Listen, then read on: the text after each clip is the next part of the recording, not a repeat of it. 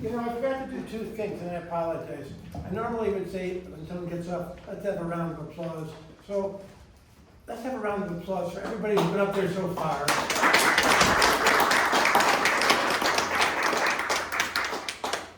And let's move right along, because it's going to take him a long time to get on stage. The next person up is Christopher Nelson, who just had surgery on his back. Oh, man. He is also,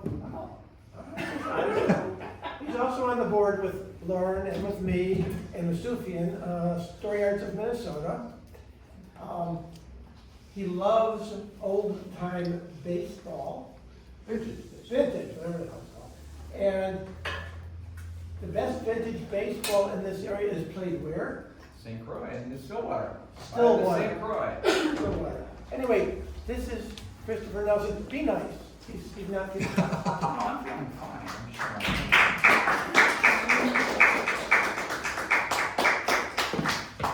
Well, I'm going to endear you with a couple of things. First, I was going to play a short song that was written about the time I was born, 1850.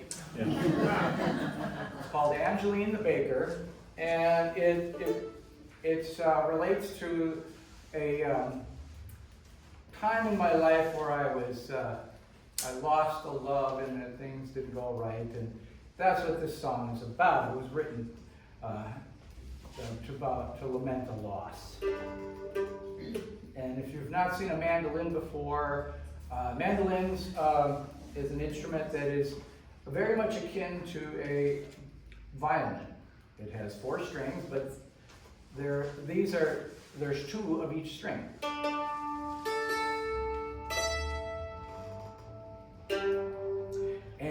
But they're tuned exactly the same as a violin.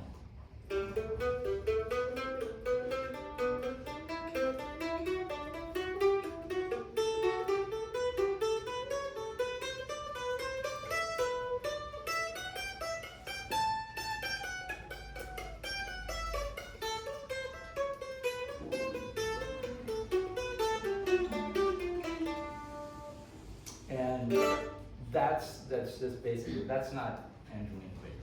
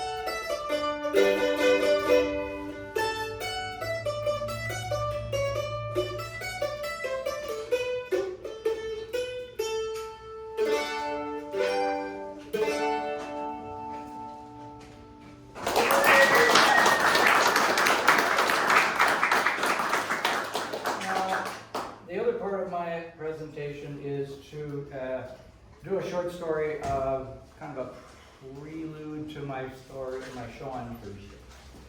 And back in the day, I was teaching overseas, and it was a delightful time. It was in Kobe, Japan.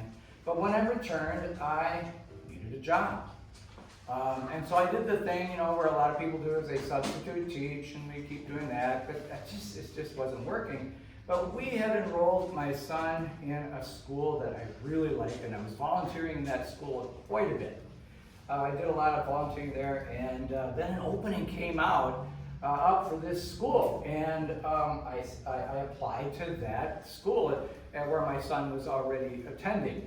And I sat down with the principal, and he looked at my resume, and then he looked and said, "Oh, say, you're Dylan's dad, aren't you?" And I said, "Yeah." He says, "Well, he's been in kindergarten and first grade here right? I said, yeah, well, he's doing really well. And he's above grade level in math and reading. And I said, yeah. He says, well, I think you're a good risk. So I got the job. And I said, okay, but if you think he's good, you wait to see my daughter. So here were my jobs at this school when I first started there. The first job was I was a kindergarten coordinator for volunteers, and we had a kindergarten reading program where kids would come into the library and read with volunteers, and then they'd get their books and they'd go out, and then they'd come in another group. And so I had to coordinate all the volunteers who did this. And that was a new thing for me. Then I taught, I'd go to a classroom and I taught accelerated math to third graders. I could handle that, basically teaching fourth grade math. But the tough part was when I had the next class was I taught pre-algebra to sixth graders. Now, pre-algebra, that wasn't really my cup of tea. I did the best I could, and I used a learning tool that I saw on The Simpsons. And that's where Marge Simpson was teaching, a music class, piano, and she would learn and master the lesson the day before. And so that was my approach too. So every night I'd be just studying really hard on the pre-algebra lesson, and then I'd go into the class and the sixth graders would look at me and say, do you really know this? And I'd say, yeah, I know this. Then I'd have lunch, and then I left the building, and I went to another school, and I taught kindergarten. So I went from third grade to sixth grade, back, I started at kindergarten, third grade, sixth grade, and then back to kindergarten. I taught a kindergarten class in another school so that kindergarten teacher could get a break. And that was the job that kind of got me started at this school in St. Paul. Now I spent, I was there for 22 years. And it was a wonderful job, and during that time I taught different grade levels. But during my time on teaching in third grade, and being there that long in one school, I ended up getting a lot of the same, the family members. I'd get a lot of siblings come through my class. And that was a good thing because, I knew the parents, I knew the families. And I remember having this one family who had 3 daughters and 1 son. Now, the son was the youngest, so I got the 3 daughters coming through my third grade classroom first. And each daughter had beautiful African names. And the next daughter had even a more beautiful African name. And then the third daughter came through, and it was like they were just trying to really outdo each other. And then their son came along, and I kind of felt like they gave up, because his name was Bob. Bob was an expressive character. He was a great kid, and we used to say that some kids just never met an unexpressed thought. And one time in third grade, we would have our morning meeting on the carpet, and everybody would sit in a circle on the carpet, and I'd be down there with them, and we got done with our meeting, and then the kids jumped up and ran off to their desks. And after 2 decades of teaching at elementary school, I didn't jump up like they did. I was getting up a little slower, and Bob saw that and jumped into action and ran down to the doorway, stuck his head out the hallway and said, "Teacher down, medic, medic." Okay, wow, okay. Later on that day, I was, I always read to the kids in third grade, and we were reading a book called about a dog that was trying to sell his doghouse. It was just one of those dog kind of things. And this time I sat in a chair, and then the kids would sit at my feet on the carpet. And Bob, of course, was right there at my feet because he liked to be near the action. And I read the story, and after the story, any story, I always just like to ask the kids, what did you think of the story? What were your ideas, any solutions, any reflections? What do you think? And Bob raised his hand and he says, "Mr. Nelson, do you have nose hair clippers?" Not on me, Bob. And that same year, I was teaching, the next year, I was teaching in fourth grade, and we adopted a new math curriculum in which this story is how I got to decide to call my story. I have, well, they're not telling you. I'll just tell you the part This is why I named it this one.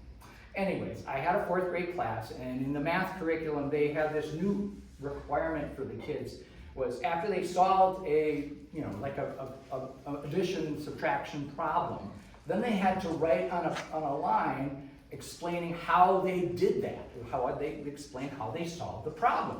And that was difficult for a lot of my 4th graders. They were really struggling with this. One little boy, you know, he wrote the wrong answer to the calculating problem and then just wrote in all capital letters, "I don't know." My favorite answer was from a little girl. I'll call her Sandy. The problem was 1, 2, 3 plus 1, 2, 3, and she answered 4, 5, 6. And then she wrote down on the line where it was supposed to explain how she got that answer. She wrote in very secretive font. She said, "I have my ways." So that's after that many years of teaching elementary school. It's just several of some of the stories I will tell on Thursday. Thank you. Yeah.